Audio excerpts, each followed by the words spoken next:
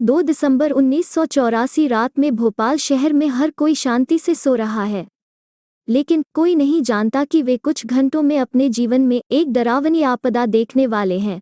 कोई नहीं जानता कि यह भारत के इतिहास में सबसे डरावनी औद्योगिक आपदा होगी। इस दिन हजारों निर्दोष लोगों की मौत हुई, लाखों लोगों को अस्पतालों में भर्ती कराया। इस दिन हजारों निर्दोष जानवरों की मौत हुई। इस वीडियो में हम जानेंगे कि भोपाल केमिकल फैक्ट्री में क्या हुआ था, यह कैसे हुआ, इसके लिए कौन जिम्मेदार है और अन्य चीजें। उद्योग का नाम यूसीआईएल है। यूसीआईएल का पूर्ण रूप यूनियन कार्बाइड इंडियन लिमिटेड है। इसने वर्ष 1969 में भोपाल शहर में एक उद्योग लगाया। इस कंपनी के अध्यक्ष वॉरेन एंडरसन हैं। वो अमेरिका से है। पूरी दुनिया में वॉरेन एंडरसन कई यूनियन कार्बाइड कंपनियां हैं। यह कंपनी एक रसायन का उत्पादन करती है जिसे कार्बेरिल कहा जाता है। यह कीड़ों को मारने के लिए एक कीटनाशक है।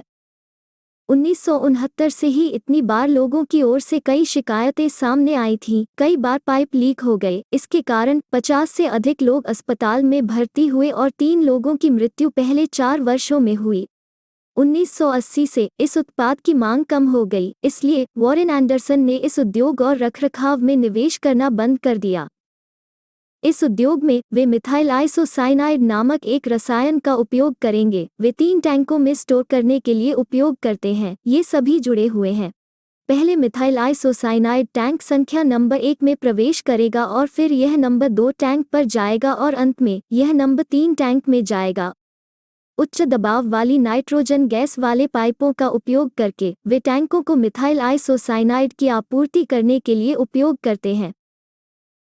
प्रत्येक टैंक में मिथाइल आइसोसाइनाइड की 30 टन क्षमता होती है। यदि यह 30 से अधिक बढ़ जाता है तो एक टैंक का विस्फोट होगा या दरारें हो सकती हैं। यह बहुत खतरनाक है। 1984 के बाद पाइप की ताकत कमजोर हो गई, इसलिए कंपनी द्वारा टैंकों में नाइट्रोजन गैस का प्रवाह रोक दिया गया। तो लगभग 45 टन मिथाइल आइसोसाइनाइड जमा हो गया। यह हद से ज्यादा है, इसलिए टैंकों को मिथाइल आइसोसाइनाइड की आपूर्ति रोक दी गई और उन्होंने पाइपों की मरम्मत शुरू कर दी। उन्होंने कई बार पाइपों को ठीक करने की कोशिश की, लेकिन यह 1 दिसंबर को भी असफल रहा। टैंक 3 महीने से अधिक समय तक 42 टन एथिल आइसोसाइनाइड का भंडारण कर रहे हैं। पाइप बहुत कमजोर हो गए ताकि दरारें शुरू हो गईं। 2 दिसंबर 1984 को इन पाइपों के पास एक पानी की टंकी लीक हो गई, ताकि पानी पाइपों में प्रवेश कर जाए और टैंक नंबर 1 में प्रवाहित हो जाए। अगर ये दोनों एक साथ मिल जाते हैं तो मिथाइल आइसोसाइनाइड एक बहुत ही उच्च दबाव वाली गैस में बदल जाएगा, जो बहुत खतरनाक है क्योंकि यह एक जहरीली गैस है। 2 दिसंबर की रात 10 बजे टैंक के अंदर दबाव सामान्य है, लेकिन 10 के बाद टैंक के अंदर दबाव बढ़ने लगा और धीरे धीरे गैस का रिसाव होने लगा। ठीक 12:45 बजे टैंक के अंदर दबाव गंभीर अवस्था में पहुंच गया तो गैस रिसाव बहुत अधिक हो गया। 45 मिनट के भीतर वायुमंडल में 40 टन गैस छोड़ी गई। जो लोग वहां काम कर रहे हैं वे जलपरी को चालू कर देते हैं। 2 बजे गैस शहर की सभी कॉलोनियों में फैल गई। 2 मिनट के भीतर हम लोगों को सांस लेने में तकलीफ, आंखों में जलन, पेट में दर्द, उल्टी की शिकायत हो रही है। कम ही लोग जानते थे कि यह उद्योग से गैस रिसाव के कारण है, इसलिए वे कारखाने से भाग गए। लेकिन अधिक लोगों को पता नहीं है कि क्या चल रहा है। एक रात के भीतर लगभग 3000 लोग मारे गए। 2 सप्ताह के बाद 15,000 लोग मारे गए। करीब 5 लाख लोग इलाज के लिए अस्पतालों में भर्ती हैं। अगले दिन उन्होंने उस रासायनिक कारखाने को बंद कर दिया। इस घटना को जानने के बाद चेयरमैन वॉरेन एंडरसन और उनकी टीम भारत आई। भारत पहुंचने के बाद भारत सरकार ने उन्हें गिरफ्तार कर लिया, लेकिन 24 घंटे के भीतर उन्होंने उन्हें अपने देश भेज दिया। इस घटना के 2 साल बाद भोपाल के लोगों ने न्याय के लिए और वॉरेन एंडरसन को गिरफ्तार करने के लिए विरोध प्रदर्शन किया। उन्होंने भोपाल के लोगों के लिए 350 करोड़ रुपए दान करने का फैसला किया, लेकिन भारत सरकार ने 3000 करोड़ की मांग की। लेकिन वॉरेन एंडरसन और भारत सरकार के बीच इतनी चर्चाओं के बाद उच्च न्यायालय ने 1991 में इसे 800 करोड़ रुपए में तय किया। वॉरेन एंडरसन ने 1992 में इसे दान कर दिया। इसका मतलब है कि उन्हें इस घटना के 7 साल बाद पैसा मिला। लेकिन लोगों ने 2014 तक एंडरसन को गिरफ्तार करने का विरोध किया।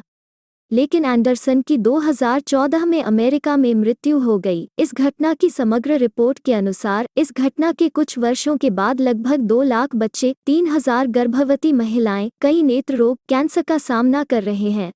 अब आइए देखते हैं कि इस आपदा के लिए कौन सी गलतियां हुई। नंबर 1, रासायनिक मांग कम होने के बाद वॉरेन एंडरसन ने कंपनी और इसके रखरखाव में निवेश करना बंद कर दिया। यदि उन्होंने रखरखाव में निवेश किया तो वे रिसाव को रोकने के लिए नए पाइपों को बदल सकते हैं। नंबर 2, टैंक में मिथाइल आइसोसाइनाइड के अधिक टन होने के बावजूद उन्होंने 2 महीने की योजना नहीं बनाई। नंबर 3, वे घटना से पहले आसपास के लोगों को सतर्क करने में विफल रहे। इसके अलावा मोहिनी बहुत देर हो चुकी है। नंबर 4, अस्पताल में डॉक्टर इलाज और दवाई देने के लिए पर्याप्त अनुभवी नहीं थे। सिर्फ एक व्यापारी की लापरवाही के कारण इस घटना के कारण भोपाल में कई लोगों की मौत हो गई और कई लोग कई तरह की बीमारियों से प्रभावित हो गए। तो उनमें से बहुत से लोग यह भी नहीं जानते हैं कि वे क्यों मर रहे हैं। पूरी दुनिया के रासायनिक कारक इस घटना के बाद हर समय सतर्क थे। अगर आपको मेरा स्पष्टीकरण पसंद आया तो कृपया हमारे चैनल को लाइक और सब्सक्राइब करें और अपने दोस्तों के साथ शेयर करें। धन्यवाद।